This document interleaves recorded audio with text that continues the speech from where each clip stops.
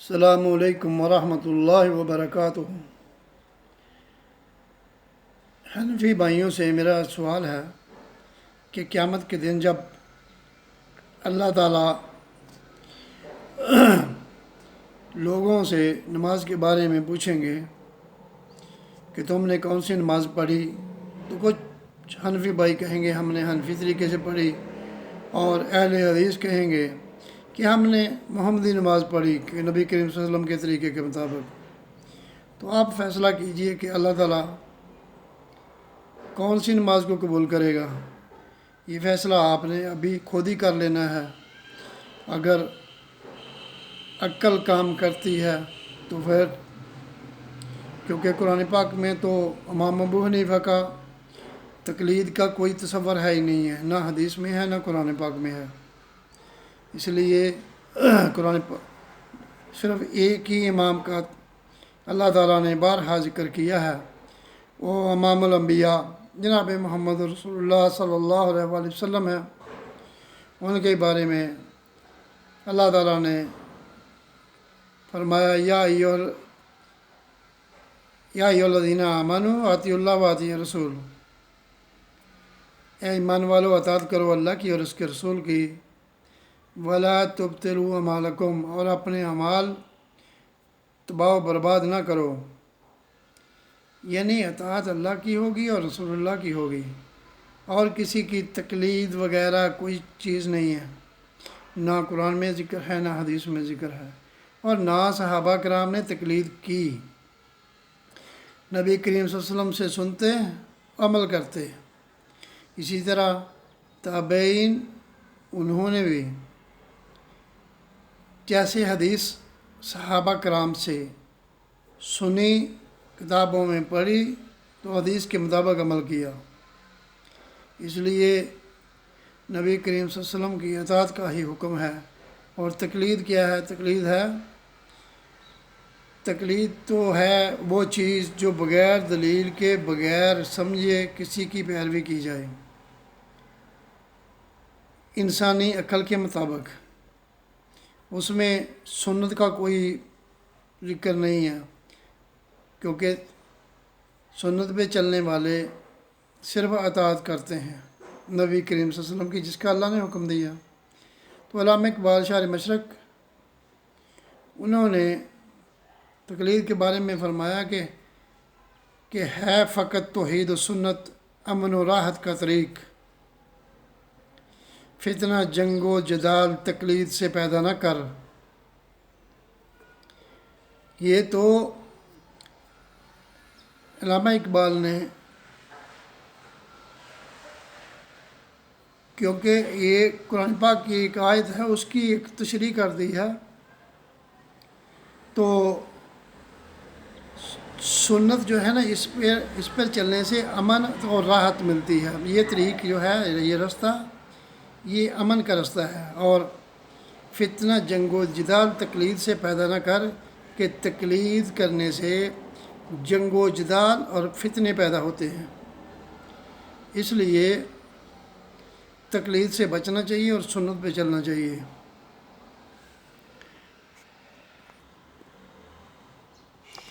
امام ابو حنیفہ رحمۃ اللہ علیہ، ان سے جب پوچھا گیا کہ امام صاحب، ایک طرف آپ کا قول ہو اور ایک طرف اللہ کی کتاب قرآن پاک کی کوئی آیت ہو، تو آپ کی بات مانی جائے گی یا اللہ کی کتاب کی؟ تو انہوں نے کہا کہ میری بات کو چھوڑ دو اور اللہ کی کلام کو پکڑو۔ اسی طرح دوسرا سوال کیا گیا کہ ایک طرف نبی کریم صلی اللہ علیہ وسلم کی حدیث ہو اور دوسری طرف آپ کی بات ہو، تو کس کو مانا جائے گا؟ تو انہوں نے فرمایا کہ نبی کریم صلی اللہ علیہ وسلم کی بات کو مانو اور میری بات کو چھوڑ دو۔ اسی طرح صحابہ کرام کے بارے میں سوال ہوا کہ ایک طرف صحابہ کرام کا قول ہو اور ایک طرف آپ کا قول ہو، تو کس کو مانا جائے گا؟ تو انہوں نے کہا کہ صحابہ کرام کے قول کو پکڑو اور میری بات کو چھوڑ دو۔ تو امام صاحب کی مان لو بات، اور کسی کی نہیں ماننی، تو امام صاحب کی جن کی تقلید کرتے ہو ان کی بات مان لو، کیونکہ امام صاحب نے تو فرمایا میرا مذہب صحیح حدیث ہے۔ تو صحیح حدیث میں آپ جتنی صحیح حدیثیں آپ ان کا انکار کرتے ہو، اور اپنے بڑوں کی، بزرگوں کی، یا امام ابو حنیفہ کا نام لے لے کے ہم حنفی نماز، آپ نے نماز کا نام ہی تبدیل کر کے محمدی نماز کی جگہ حنفی نماز رکھ دیا۔ کیا بنے گا جب اللہ تعالیٰ قیامت کے دن پوچھے گا کہ یہ تم نے ایسا کیوں کیا، نام چینج کیوں کیا؟ کیا میرے نبی آپ کو پسند نہیں، ان کا طریقہ پسند نہیں تھا؟ اور امام صاحب بھی بری ہیں اس جرم سے، کیونکہ انہوں نے تو کہہ دیا کہ نبی کریم صلی اللہ علیہ وسلم کی حدیث میرا مذہب ہے، صحیح حدیث۔ یہ تو آپ کی اپنی عقل ہے، فرقے کی وجہ سے فرقہ بنا لیا۔ حالانکہ اللہ تعالیٰ نے قرآن پاک میں فرمایا کہ فرقے میں مت پڑھو، اللہ کی رسی کو مضبوطی سے پکڑو، کیونکہ اللہ کی رسی اللہ کی کتاب ہے اور نبی کریم صلی اللہ علیہ وسلم کی سنت ہے۔ تو نبی کریم صلی اللہ علیہ وسلم نے تو قبروں سے قبریں پکی کرنے، اور مجاور بن کے بیٹھنے، میلے لگانے، عرس لگانے، یہ چیزوں سے منع کیا، لیکن آپ نے ولیوں کا نام لے لے کے لوگوں کو گمراہ کر دیا، اور صرف اپنی دکانداری کے لیے کہ کاروبار اس میں فائدہ زیادہ ہے، اس لیے کاروبار چل رہا ہے تو فائدہ بہت ہے، کرتے رہو۔ تو یہ فائدہ چند دن کا فائدہ ہے، دنیا کی زندگی یہ ختم ہونے والی ہے، یہ ہمیشہ نہیں زندہ رہتا اور نہ ہمیشہ فائدہ ملتا ہے۔ دنیا کا فائدہ تو چند دن کا فائدہ ہوتا ہے، کیونکہ اللہ تعالیٰ نے قرآن پاک میں فرمایا کہ مال اور اولاد یہ تو دنیا کی زینت ہے ایک، تو یہ چند دن کی ہے۔ اس لیے جو طریقہ نبی کریم صلی اللہ علیہ وسلم کا اس کو اپنانا چاہیے، باقی کوئی عمل اللہ تعالیٰ قبول ہی نہیں کرتا جب تک نبی کریم صلی اللہ علیہ وسلم کا عمل نہ ہو، کیونکہ نبی کریم صلی اللہ علیہ وسلم نے فرمایا من عمل عملا لیس علیہ امرنا فہو رد، جس نے کوئی ایسا کام کیا جس پر ہمارا حکم نہیں وہ مردود ہے۔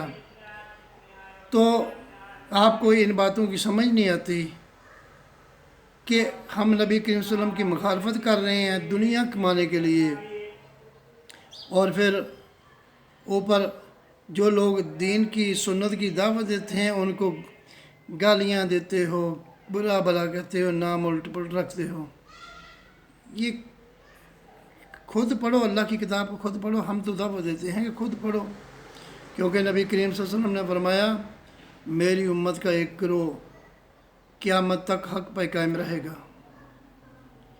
تو وہ آپ خود پہچان لیجیے کہ سنت کی دعوت دینے والا کون سا گروہ ہے، اور بزرگوں کی دعوت دینے والا کون ہے، کیونکہ سنت کی دعوت دینے والے صرف اہل حدیث ہیں، دنیا میں اور دوسرا کوئی ہے ہی نہیں ہے جو سنت کی دعوت دیتا ہو۔ اس لیے نبی کریم صلی اللہ علیہ وسلم کی ایک حدیث ہے کہ میری امت کے 73 فرقے ہوں گے، ایک جنت میں جائے گا۔ تو صحابہ کرام نے پوچھا یا رسول اللہ صلی اللہ علیہ وسلم ان کے بارے میں بتائیے وہ کون ہے؟ فرمایا ما انا علیہ و صحابی، جس پر آج میں اور میرے صحابہ ہیں۔ تو ہم صحابہ کرام کے اور نبی کریم صلی اللہ علیہ وسلم کے یہی طریقے پہ ہم چلتے ہوئے آگے چل رہے ہیں، اور انشاءاللہ بإذن اللہ یہ مرتے دم تک ہم ہاتھ سے نہیں چھوڑنے والے، کیونکہ ہم اللہ کی کتاب کو پڑھتے ہیں، نبی کریم صلی اللہ علیہ وسلم کی حدیثوں کو پڑھتے ہیں، اس کے مطابق ہی کوشش ہوتی ہے کہ اس کے مطابق ہی عمل کیا جائے،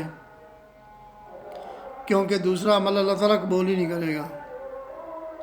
اسی طرح امام مالک رحمۃ اللہ علیہ وہ فرمایا کرتے تھے کہ کسی بھی انسان کی بات رد بھی کی جا سکتی ہے اور قبول بھی کی جا سکتی ہے، سوائے نبی کریم صلی اللہ علیہ وسلم کی قبر کی طرف اشارہ کر کے، کہ سوائے اس صاحب قبر کی طرف انگلی کر کے اشارہ کیا کہ ان کی کوئی بات بھی رد نہیں کی جا سکتی، ہر بات قبول کرنی پڑے گی۔ اس لیے ہم تو نبی کریم صلی اللہ علیہ وسلم کی دل سے، جان سے، دماغ سے، ہر طرح اطاعت کرتے ہیں اور اسی کا ہی حکم دیتے ہیں، اور دوسری کا کوئی हमारा कोई तल्लुक़ नहीं है। तो लोगों को चाहिए कि नबी करीम सल्लल्लाहु अलैहि वसल्लम की अताअत की तरफ आ जाएं। ये मेले ठेले, ये उर्स जो जो दीन का हिस्सा ही नहीं है। ये 12 रबीउल अव्वल, क्या नबी करीम सल्लल्लाहु अलैहि वसल्लम ने कभी ज़िंदगी में ये कहा सहाबा कराम को कि आओ आज मेरी सालगिरह है, मिल के जश्न मनाते हैं? कभी कहा? ये आप भी जानते हो कि नहीं कहा। जो लोग सिर्फ मौलवी तुम्हारे गुमराह करते हैं लोगों को, सिर्फ अपने पैसे कमाने के लिए, और दुकानदारी के अलावा कुछ है ही नहीं है। क्योंकि ये इनकी दुकानदारी, अगर ये काम ना करें तो दुकानदारी बंद हो जाएगी। फिर इनका वो सोचते हैं कि रोज़गार फिर कहाँ से मिलेगा। रोज़गार तो जिसने पैदा किया है उसने देना है। कुछ लोगों ने हराम तरीके से कमाना है, कुछ ने हलाल तरीके से। क्योंकि अल्लाह ताला ने कुरान पाक में फरमाया कि ऐसे लोग भी होंगे जो लोगों को बातिल तरीके से लोगों का माल खाएंगे और सीधे रास्ते से रोकेंगे, दीन से रोकेंगे। तो ये वही लोग हैं। इसलिए अल्लाह की किताब को मजबूती से पकड़ो, खुद पढ़ो खुद। ये नहीं कि मौलवी साहब ने पढ़ लिया तो ठीक ही कहता है। अल्लाह ताला ने सिर्फ मौलवी के लिए कुरान पाक तो नहीं नाज़िल किया, अल्लाह ताला ने पूरी इंसानियत के लिए कुरान पाक को नाज़िल किया, और नबी करीम सल्लल्लाहु अलैहि वसल्लम को पूरी इंसानियत के लिए भेजा।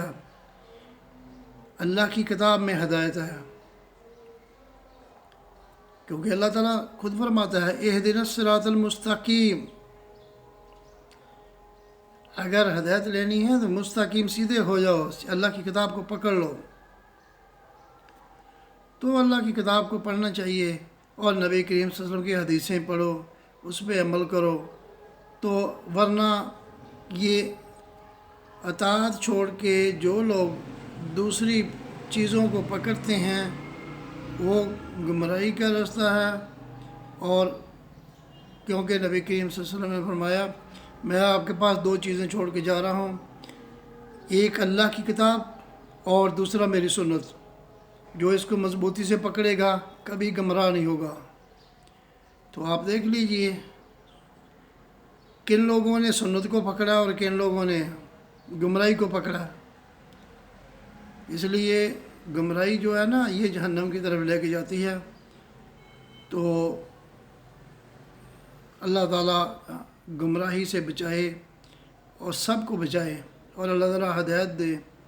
क्योंकि नबी करीम सल्लल्लाहु अलैहि वसल्लम की अताअत ही जन्नत का रास्ता है।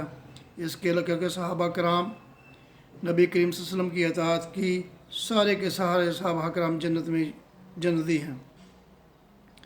तो इसलिए हमने भी अगर जन्नत में जाना तो एक ही रास्ता है, दो रास्ते नहीं, तीन रास्ते नहीं हैं। क्योंकि नबी करीम सल्लल्लाहु अलैहि वसल्लम ने हदीस में आता है कि एक लाइन लगाई, फरमाया ये अल्लाह का रास्ता है, ये इस रास्ते पर मैं हूँ, और दो साइडों पे, दो उस साइड में दो साइड में लाइनें लगाई, फरमाया ये शैतान के रास्ते हैं। तो नबी करीम सल्लल्लाहु अलैहि वसल्लम की अताअत में आप सल्लल्लाहु अलैहि वसल्लम के पीछे चलना है, शैतान के रास्तों में इधर उधर नहीं जाना। क्योंकि शैतान तो गुमराह करता है, गुमराही जो है वो जहन्नम में लेके जाती है। इसलिए शैतान चाहता ये है कि मैं सुन्नत से हटाकर लोगों को बिदअत पे लगा दूं, उल्ट काम करवाऊं, ताकि मेरे साथ ये भी जहन्नम में जाएं। इसलिए अल्लाह की अताअत सबसे अफजल है, नबी करीम सल्लल्लाहु अलैहि वसल्लम की अताअत सबसे अफजल है। तो हमें नबी करीम सल्लल्लाहु अलैहि वसल्लम की अताअत करनी चाहिए।